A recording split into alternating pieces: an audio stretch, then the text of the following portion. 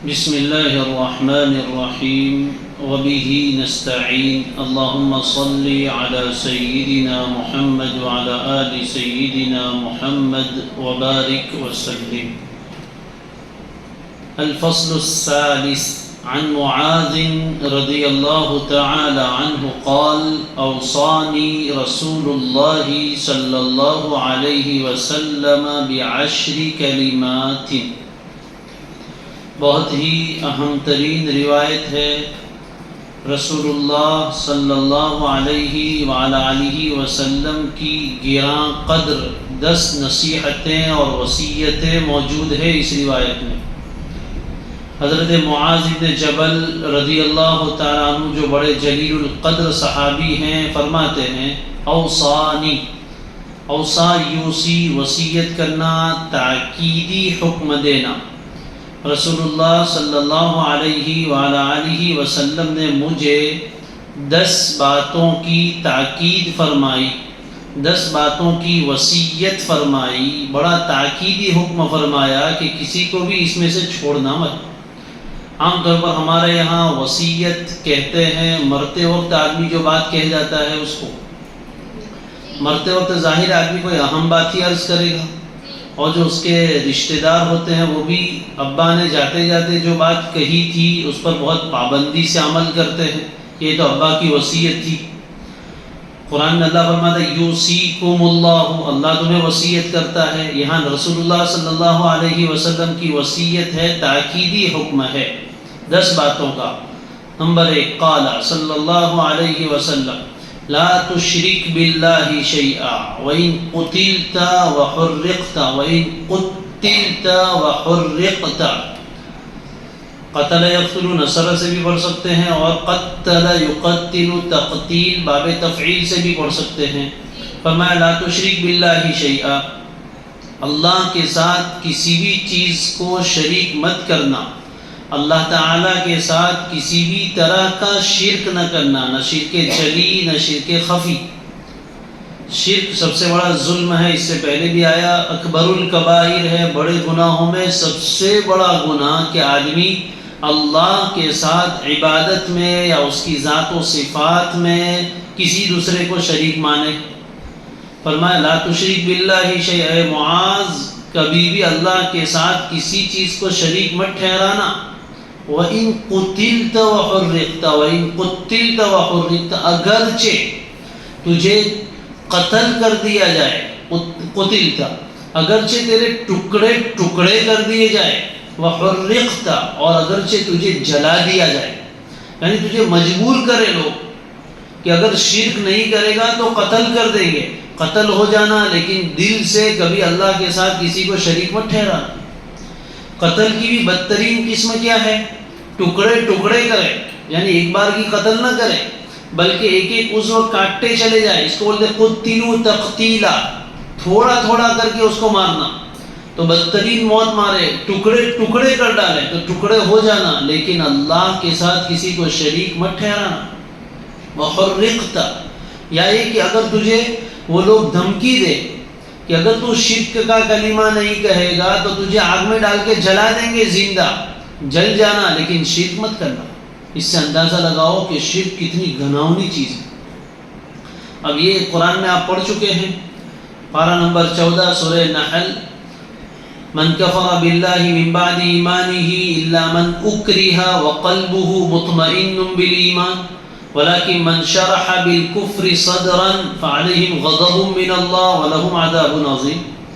اگر کسی آدمی کو زور و جبر کر کے، زبردستی دھمکی دے کر کفر و شرک کرنے پر مجبور کیا جائے تو عزیمت یہ ہے کہ آدمی پھر زبان سے بھی کلمہ نہ بولے کفر کا، مر جاوے، تکلیف برداشت کر لے، ایسی حالت میں مرے گا تو شہادت کی موت ملے گی.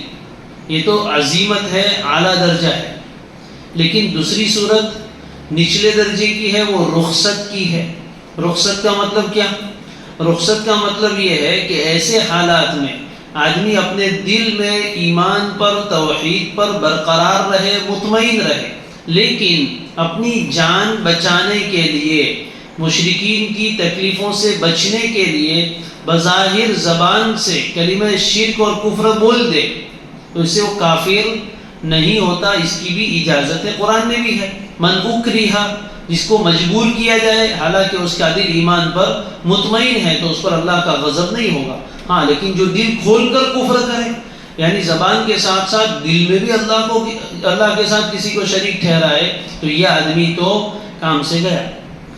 تو وہی قتلت وحرقت، کچھ بھی کتنی بھی سنگین حالات ہو جائے لیکن کبھی بھی اللہ کے ساتھ کسی کو شریک مت ٹھہرانا۔ یہ پہلی وصیت ہے، پہلی نصیحت ہے، پہلا تاکیدی حکم ہے۔ اس سے توحید کی عظمت معلوم ہوئی اور شرک کی قباحت معلوم ہوئی۔ توحید کی امانت سینوں میں ہے ہمارے، آسا نہیں مٹھانا نام و نشاں ہمارا۔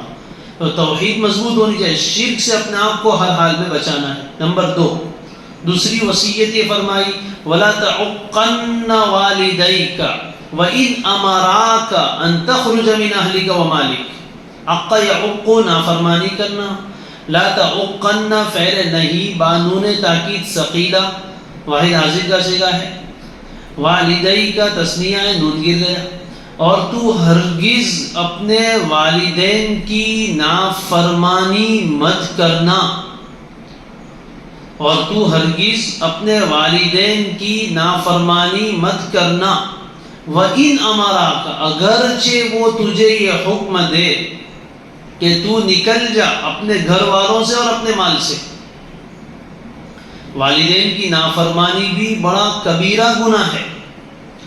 حضور ارشاد فرما رہے ہیں، وصیت فرما رہے ہیں، یہ صرف حضرت معاذ کو نہیں، مجھے بھی ہے، آپ کو بھی ہے، کہ کبھی بھی ہرگز اپنے والدین کی نافرمانی مت کرنا، اگرچہ وہ تجھے یہ حکم کرے کہ تو اپنا گھر والے یعنی بیوی بچے اور اپنے مال سب سے الگ ہو جا اور چھوڑ دے، بیوی کو طلاق دے دے، مال مجھے دے دے یا اللہ کے راستے میں دے دے، ایسا حکم کرے تب بھی ان کا حکم مان لے، ان کی نافرمانی مت کرنا۔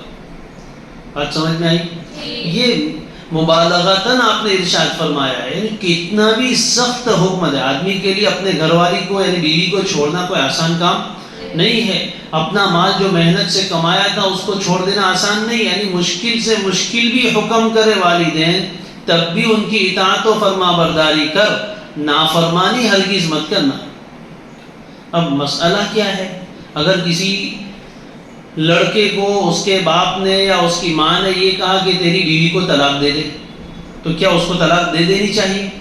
اگر ماں باپ کی بات مان کے اس کو طلاق دے دیتا ہے، حالانکہ بیچاری بیوی کا کوئی قصور نہیں، تو دوسری عورت کی زندگی برباد ہو جائے گی، تو کیا اس کے لیے فرض ہے اپنی بیوی کو طلاق دینا؟ تو پہلی بات تو یہ ہے کہ بھائی ماں باپ کوئی پاگل تو نہیں ہے، ماں باپ سے زیادہ اپنی اولاد کا خیر خواہ کون ہوگا؟ اگر وہ اپنے بیٹے کو اس کی بیوی کو طلاق دینے کا حکم دے رہے ہیں تو ظاہر ہے کہ اس میں کوئی نہ کوئی معقول وجہ ہوگی۔ جیسے حضرت ابراہیم علیہ السلام نے اپنے بیٹے حضرت اسماعیل کو حکم دیا تھا، وہ تو نہیں تھے گھر میں، بیوی کو کہا آئے تو کہنا چوکھٹ بدل دیں، تو سمجھ گئے طلاق دے دی۔ کیوں؟ اس لیے کہ انہوں نے کچھ ایسی چیزیں دیکھی کہ یہ عورت میرے بیٹے کے قابل نہیں ہے، یہ نبی ہے، ان کی بیوی بننے کے قابل نہیں ہے۔ تو اسی طرح اگر عورت میں کوئی ایسی خرابی ہے، کوئی اس طرح کی بات پائی جاتی ہے تو پھر اس صورت میں بیٹا طلاق دے گا اور ماں باپ بھی کہیں۔ لیکن اگر بہت سی مرتبہ ایسا ہوتا ہے کہ جہالت ہوتی ہے، نفسانیت ہوتی ہے، تو ماں باپ بھی تو کسی بات کے ذمہ دار ہے یا نہیں، ان کے لیے بھی تو یہ جائز نہیں ہے کہ بے وجہ بلا کسی قصور کے کسی عورت کی زندگی برباد کرے، اور عورت کے ساتھ ساتھ اس کے شوہر کی بھی تو برباد ہوگی۔ بھائی طلاق دے گا تو جیسے بیوی شوہر کے بغیر کی ہوگی تو شوہر بھی تو بیوی کے بغیر کا ہو جائے گا، اور اگر اولاد ہے تو دونوں بغیر ماں باپ کے ہو جائیں گے۔ اس لیے ماں باپ کے لیے بھی یہ جائز نہیں کہ بلا کسی وجہ کے اپنی اولاد کو ایسی خامخواہ کی طلاق دینے کا حکم دے۔ ایسے حالات ہوتے رہتے ہیں، بہت سی مرتبہ میاں بیوی میں تو کوئی پریشانی نہیں ہوتی ہے، ساس بہو کے جھگڑے ہوتے رہتے ہیں، تو ساس کے ساتھ کوئی مسئلہ ہے اور اس کی وجہ سے وہ یہ کہ یعنی ساس کو پسند نہیں آئی یا اس کی کوئی بات پسند نہیں آئی، اس کی وجہ سے وہ بیٹے سے کہہ رہی ہے کہ تو تیری بیوی کو الگ کر دے، تو ایسی صورت میں طلاق نہ دی جاوے بلکہ اس کو الگ رکھے۔ بھائی ساس کے ساتھ اس کا میل نہیں ہو رہا ہے تو الگ گھر لے کے رکھے اور والدین کے حقوق بھی ادا کرے اور بیوی کے ساتھ جو حق ہے وہ بھی ادا کرے.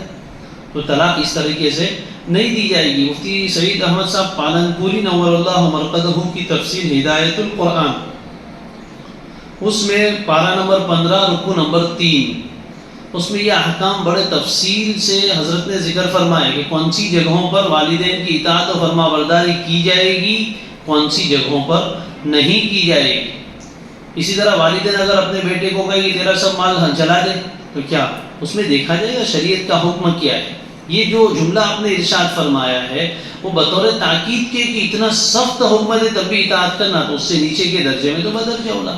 البتہ والدین بھی تو شریعت کے مکلف ہیں، انہیں چاہیے کہ اپنی اولاد کو کوئی ایسا کام نہ کرے جو شریعت کے خلاف ہو یا جس میں انسانیت کی خلاف ورزی ہو، دوسرے کے حقوق مارے جاتے ہوں. تیسری وصیت یہ فرمائی وَلَا تَتْرُكَنَّ صَلَاةً مَكْتُوبَةً مُتَعَمِّدًا فَإِنَّ مَنْ تَرَكَ صَلَاةً مَكْتُوبَةً مُتَعَمِّدًا فَقَدْ بَرِئَتْ مِنْهُ ذِمَّةُ اللَّهِ. لا تترکن نہیں بانون تاکید ثقیلہ واحد حاضر کا صیغہ ہے. اور کوئی بھی فرض نماز صلاۃ المکتوبہ، کوئی بھی فرض نماز متعمدن جان بوجھ کر ہرگز مت چھوڑنا.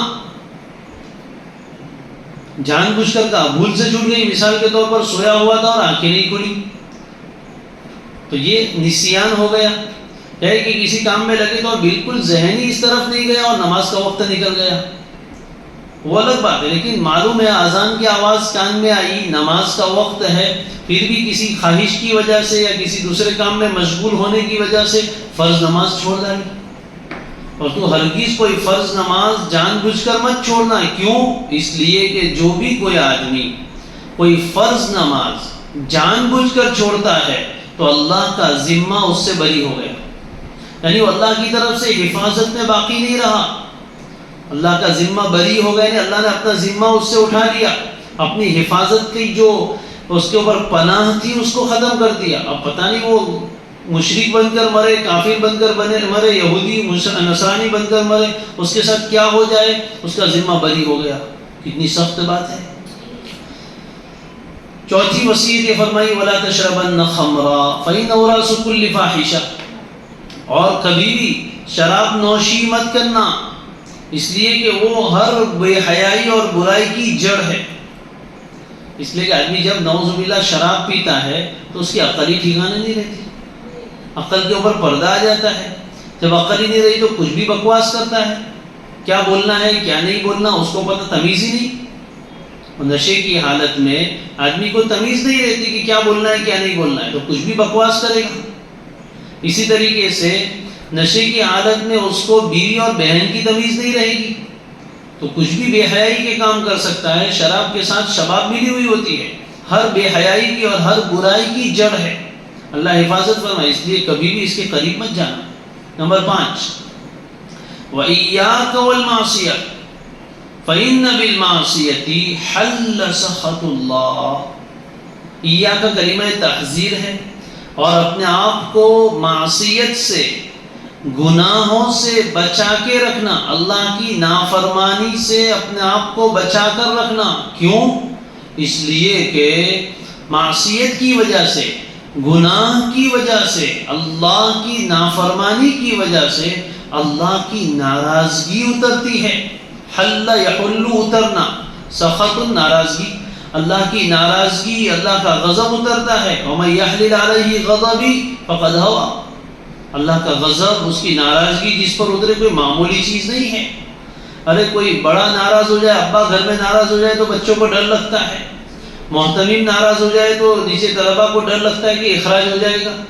ملک کا وزیر اعظم اگر کسی سے ناراض ہو جائے تو آدمی ڈرتا ہے. کوئی بڑا پولیس افسر کسی پر ناراض ہو تو اس کو ڈر لگتا ہے کہ کسی بھی کیس میں پھنسا دے گا. اتنا بڑا اللہ احکم الحاکمین اگر کسی سے ناراض ہو جائے تو کیا اس کو ڈر نہیں لگتا؟ وہ کہیں بھی پھنسا سکتا ہے، کسی بھی مصیبت میں مبتلا کر سکتا ہے، چاہے دنیا میں یا آخرت میں. اس لیے نافرمانی سے بچنا، اللہ کی معصیت و نافرمانی سے اپنے آپ کو بچا کر رکھنا. نمبر 6 وَإِيَّاكَ وَالْفِرَارَ مِنَ الزَّحْفِ وَإِنْ هَلَكَ النَّاسُ.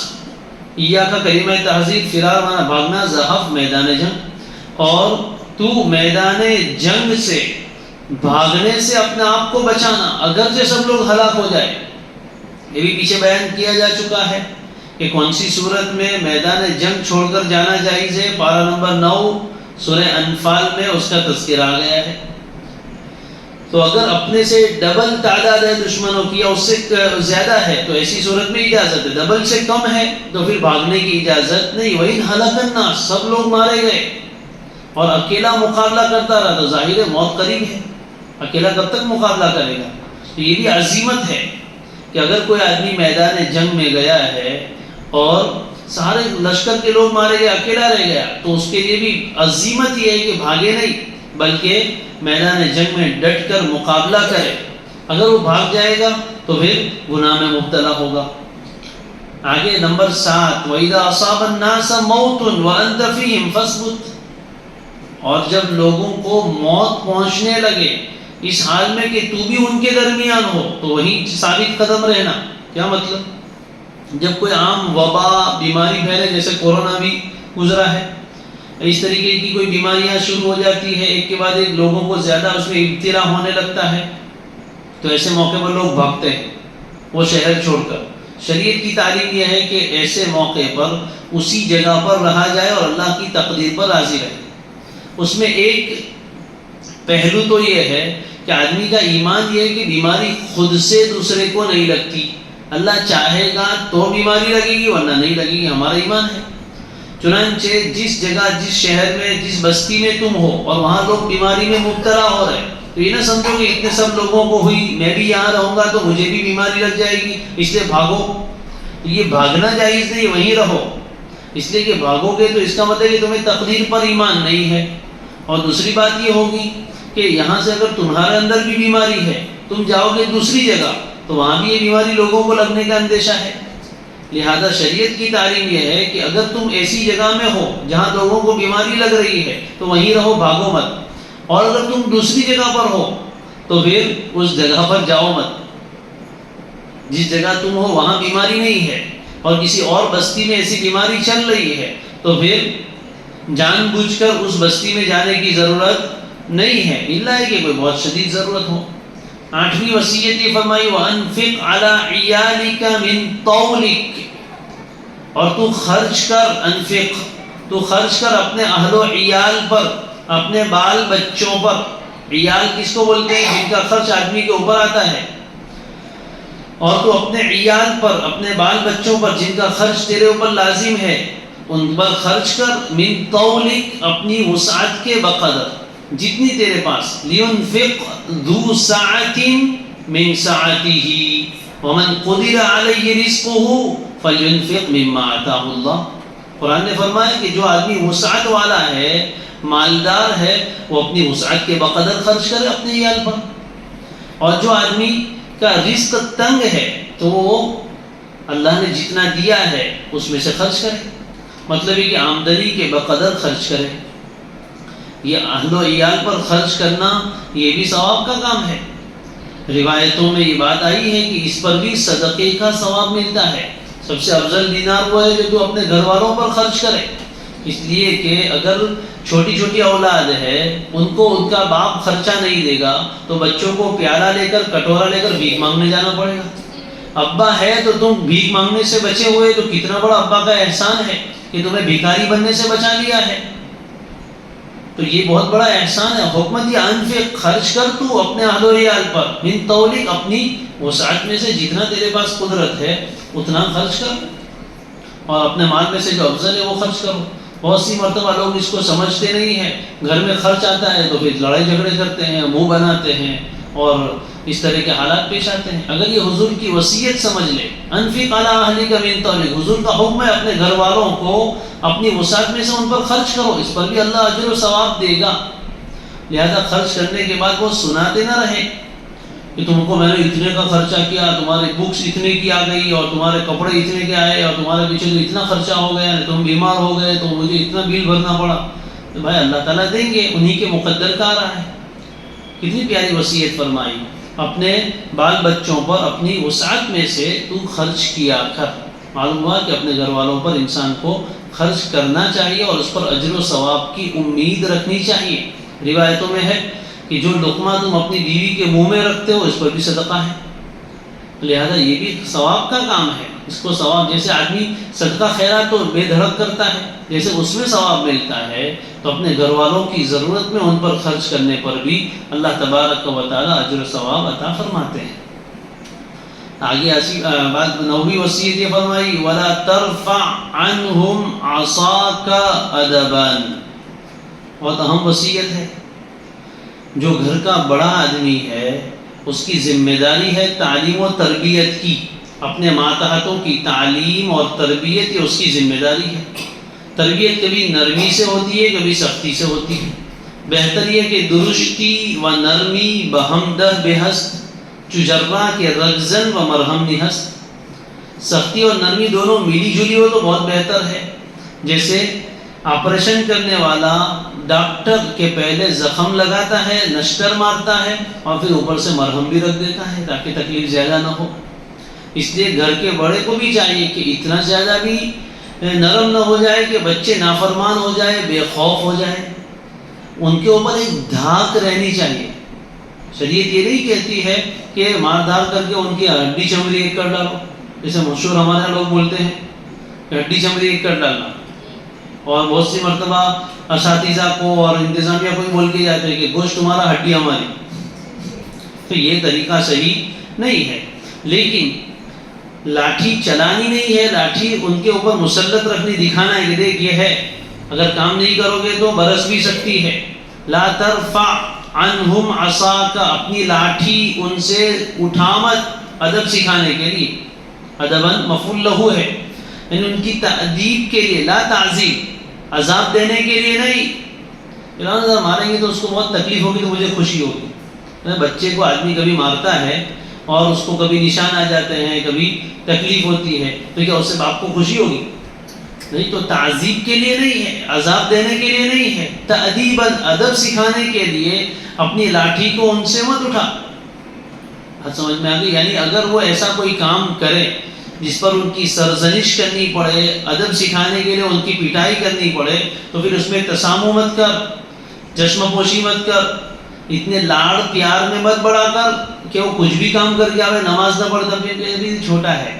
حالانکہ شریعت نے حکم دیا 60 سال کی عمر کے ہو جائے تو نماز کا حکم دو، 10 سال کی عمر کے ہو جائے اور نماز نہ پڑھے تو وَضْرِبُوهُمْ عَلَيْهَا 17، 10 سال کے ہو جائے اور پھر بھی نماز نہیں پڑھتے تو ہلکی پھلکی ضرب بھی لگا سکتے ہیں۔ پاگل کی طرح نہیں ماننا ہے کہ سر پھوٹ جائے، لیکن ان کو یہ خوف رہنا چاہیے کہ نماز نہیں پڑھیں گے تو ابا ماریں گے۔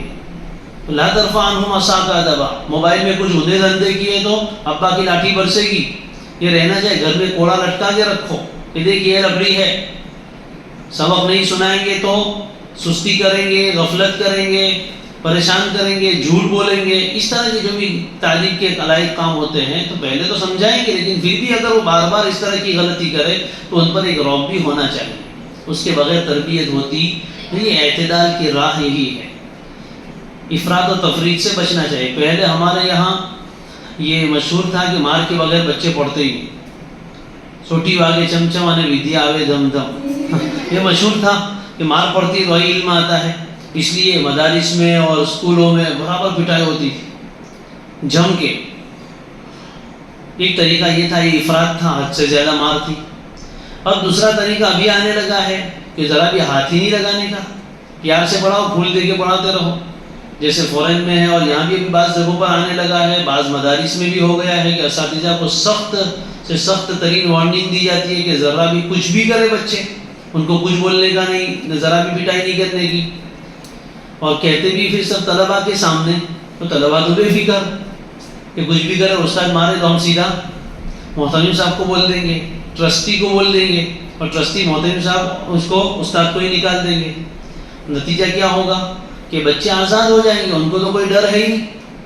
بھائی اساتذہ کو اگر منع بھی کرنا ہے تو اکیلے میں کرے، بچوں کو بھی پتہ چل گیا اگر کہ استاد کو کوئی وارننگ ملی ہے کہ کسی کو بھی ذرا بھی مارنے کا نہیں، تو پھر بچے کیا کریں گے؟ ادھم مچائیں گے، کرتے رہتے ہیں، استاد کو چڑھائیں گے، استاد کی شان میں گستاخی کرتے ہیں، بہت سی جگہ ایسا بھی ہوتا ہے، اور استاد کو پرمیشن ہی نہیں ذرا بھی کچھ کہنے کی، تو پھر کیسے کام چلے گا؟ اور بعض جگہ اساتذہ بہت بے تحاشا مارتے ہیں، تو وہ بھی غلط ہے۔ تو لاٹھی ایک رہے صرف دکھانے کے لیے، اگر پڑ گئی اس پر برس گئی تو پھر خوف دور ہو گیا، لیکن ہے کہ دیکھ یہ بھی ہے، برس سکتی ہے، دیکھنا پولیس والے بھی ڈنڈا لے کے کھڑے، مارتے سب کو نہیں، لیکن ڈنڈا دیکھ کے لوگ ڈرتے ہیں. ارے لاٹھی لے کے جائے تو کتا بھی ڈرتا ہے اور جلدی سے بھونکتا نہیں ہے، اور آدمی خالی ہاتھ ہو تو سامنے والے بھی بھونکتے ہیں. تو یہ افراط و تفریط ہو گئی. افراط کیا ہے کہ حد سے زیادہ مارا جاتا ہے، اور تفریط یہ کہ بالکل کچھ کہنے کا ہی نہیں. اس کے مقابلے میں اعتدال کیا ہے کہ عام حالات میں مارنا کوئی مقصود نہیں ہے، لیکن اگر حالات حد سے آگے بڑھ جائے اور کتنا بھی سمجھائے وہ کارگر ہی ثابت نہ ہو، تو بعض لوگ ایسے ہوتے ہیں کہ ان کو مار کی ضرورت پڑتی ہے. ایک آدھ مرتبہ اچھی خاصی پٹائی ہوتی ہے مناسب انداز میں اور نازک جگہوں سے بچ کر، تو پھر دوسرے دن سے سیدھے سیدھے یاد کرتے ہو جاتے ہیں. تو فطرت بھی دیکھنی پڑتی ہے، نفسیات بعض مرتبہ دیکھنی پڑتی ہے. بعض بچے ایسے ہوتے ہیں کہ ان کو صرف آنکھ دکھانا ہی کافی ہے، مارنے کی ضرورت ہی. بعضوں کو صرف ڈانٹ سے کام چل جاتا ہے، اور بعض ایسے نفٹ ہوتے ہیں کہ ان کو ڈانٹو تو ہنستے ہیں باہر جا کے، تو ان کو پھر لکڑی سے ہی کام چلتا ہے. تو الگ الگ فطرت ہوتی ہے. یہ بھی سمجھنا چاہیے جو بھی مربی ہے، والد ہے، ان کو کہ بھائی ہمارے یہ بچے کس کام کے، مار کو برداشت کر سکے ایسی ان کی صلاحیت بھی ہے یا نہیں ہے. انتہائی نازک تن بدن ہے، اب اس پر تم 10 لکڑی مارو گے تو جان نکل جائے گی. تو ایسی صورت میں ایسے کمزوروں کو پھر مارا نہیں جائے گا، دوسرے اعتبار سے سزا دی جائے، لکھنے دے دیا جائے. بہرحال تو 9 وصیتیں ہوئی. 10ویں وصیت فرمائی وَأَخِفْهُمْ فِي اللَّهِ. اخاف یخیف، ڈرانا. اخف اور تو ڈرا انہیں، خوف دلاتا رہے انہیں، فی اللہ اللہ کے احکام کے بارے میں. یعنی اپنے بچوں کو اللہ کے احکام اور حقوق کے بارے میں خوف دلاتے رہو کہ دیکھ بیٹا نماز اللہ کا حق ہے، اس میں کوتاہی مت کرنا. زکوٰۃ اللہ کا حق ہے، اس میں کوتاہی مت کرنا. روزے برابر رکھنا، گناہ مت کرنا، بدکاری مت کرنا، بد نظری مت کرنا. یہ اللہ کے حقوق ہیں، تو ان کے بارے میں اللہ کا خوف دلاتے رہنا چاہیے. اللہ دیکھتا ہے، یہ ضروری ہے. آج گھروں میں سے یہ چیز نکل گئی. باقی ماں باپ کی زبان سے 2 جملے جب نکلتے ہیں تو بڑا اثر رکھتے ہیں. سارے واعظین ایک طرف، اور والد کی زبان سے اخلاص کے ساتھ نکلے ہوئے، ماں کی زبان سے اخلاص کے ساتھ نکلے ہوئے الفاظ کا اپنا ایک مقام ہوتا ہے. گھر سے آتے آتے ابا نے آپ کو بول دیا، امی نے بولا بیٹا کوئی ایسا کام مت کرنا کہ مجھے مدرسے میں رسوا اور شرمندہ ہونا پڑے. تو جب بھی کوئی ایسا کام آئے گا یاد آئے گا میرے ابا نے کہا تھا. لیکن ابا کہے تب نا. بچی کو اسکول بھیجتے ہوئے، کالج میں بھیجتے ہوئے کہے بیٹا میری عزت تیرے ساتھ وابستہ ہے، تیرا قدم پھسلا میں سر کے بل نیچے گر جاؤں گا. دیکھنا بیٹا کوئی ایسا کام نہ کرنا کہ کل تیرا باپ مسجد میں جماعت کے ساتھ نماز نہ پڑھ سکے. اب یہ جملے ایسے ہیں کہ دل کو ہٹ کرتے ہیں، دل کو آواز دیتے ہیں، اور اولاد کی زندگی بدلتے. اللہ کا خوف دلاتے. دیکھو بیٹا کوئی نہیں دیکھتا ہے، فون تمہارے پاس ہے، لیکن تم کیا کر رہے ہو وہ اللہ دیکھ رہا ہے. اگر تم کچھ غلط دیکھو گے ہسٹری ڈیلیٹ کر سکتے ہو، لیکن اللہ دیکھ رہا ہے. اس بات کا دھیان رکھنا. یہ چند جملے بار بار جب بچوں کے کان میں پڑتے ہیں تو پھر بچے صحیح رخ پر چلتے ہیں. کوئی دیکھنے والا ہو یا نہ ہو وہ گناہوں سے اپنے آپ کو بچاتے ہیں. حضرت لقمان علیہ السلام نے جو اپنے بیٹے کو نصیحتیں کی تھی قرآن میں سورہ لقمان میں موجود ہیں. اس میں ایک نصیحت یہ بھی تھی، یا بنی انہا ان تک مثقال حبۃ من خردل فتکن فی صخرۃ او فی السماوات او فی الارض یأتی بها اللہ ان اللہ لطیف خبیر. اے پیارے بیٹے، اگر کوئی چیز رائی کے دانے کے وزن کے برابر چھوٹی ہے اور پھر وہ چھوٹی سی چیز کسی چٹان کے اندر چھپ جائے یا اتنے بڑے آسمانوں میں پھیل جائے یا زمین کی گہرائی میں چلی جائے، پھر بھی وہ اللہ کی نظر سے چھپے گی نہیں، اللہ اس کو بھی لے آئے گا. اللہ تو لطیف ہے، بڑا باریک بھی ہے، تمہارے دل میں اٹھنے والے خیالوں کو بھی جانتا ہے. خبیر، بڑا باخبر ہے، کہیں بھی اس سے چھپ نہیں سکتے. یہ وصیت فرما کر اپنی اولاد میں حضرت لقمان نے کون سی چیز ڈیولپ کی ہے؟ مراقبہ الہی، اللہ کا ڈر، اللہ کے دیکھنے کا دھیان. یہی وہ چیز ہے جو انسان کو گناہوں سے بچا سکتی ہے. باقی نہ کوئی پولیس بچا سکتی ہے، نہ کوئی کیمرے بچا سکتے ہیں، نہ کوئی اور چیز. جب تک اللہ کے دیکھنے کا دھیان نہیں ہوگا وہاں تک انسان گناہوں سے اپنے آپ کو نہیں بچا سکتا۔ اور اگر یہ دھیان پیدا ہو گیا تو لاکھ گناہ کے مواقع میں سے بھی اپنے آپ کو بچا لے گا۔ اخیفہم فی اللہ، اللہ کے حقوق کے بارے میں انہیں ڈراتے رہنا، خوفزدہ کرتے رہنا، یہ ماں باپ کی ذمہ داری ہے۔ یہ 10 وصیتیں ہیں جو آپ صلی اللہ علیہ وآلہ وسلم نے فرمائی۔ بڑی ایک ایک قیمتی نصیحتیں اور وصیتیں ہیں، ایک ایک پر الگ سے کلام کیا جا سکتا ہے، اور ایک ایک نصیحت دل کے اندر اتارنے اور دل کی تختی پر نقش کرنے کے قابل ہے۔ اللہ ہمیں اس کی قدردانی کی توفیق عطا فرمائے۔